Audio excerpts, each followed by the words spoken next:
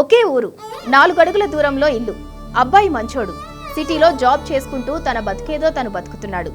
మా పిల్లనిచ్చి పెళ్లి చేస్తే మంచిగా చూసుకుంటాడని అనుకున్నారు అమ్మాయి తల్లిదండ్రులు.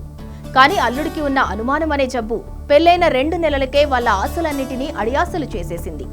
19 ఏళ్ల వయసులోనే బిడ్డ ప్రాణాలు కోల్పోయింది. భర్త అనుమానపు వేధింపులను తట్టుకోలేక ఆత్మహత్య చేసుకుంది. ఖమ్మం జిల్లా కొణిచెర్ల మండలం సాలెబంజరకు చెందిన మాలోతు శ్రీను, నాగమణి దంపతుల ఏకైక కుమార్తె పూజితను ఇంటి సమీపంలోనే ఉండే జాటోతు శ్రీనివాస్కు ఇచ్చి ఏప్రిల్ 16న వివాహం చేశారు. శ్రీనివాస్ హైదరాబాద్లోని కేపీహెచ్పీ టెంపుల్ బస్టాప్ సమీపంలోని ఓ జ్యువెలరీ షోరూంలో సేల్స్ మెన్ గా పనిచేస్తూ అదే ఏరియాలో నివాసం ఉంటున్నాడు. అయితే కొద్ది రోజుల క్రితం ఊరికి వెళ్లిన పూజిత తన బంధువులతో కలిసి కూల్ డ్రింక్ తాగుతుండగా భర్త అన్న వీడియో తీసి వాట్సాప్లో అతడికి పంపాడు. అప్పటి నుంచి తమకు పడని వాళ్లతో చనువుగా ఎందుకుంటున్నావంటూ భర్త శ్రీనివాస్ పూజితను వేధించేవాడు. ప్రతి చిన్న సందర్భంలోనూ అదే విషయాన్ని తీసుకొచ్చి గొడవ పడేవాడు.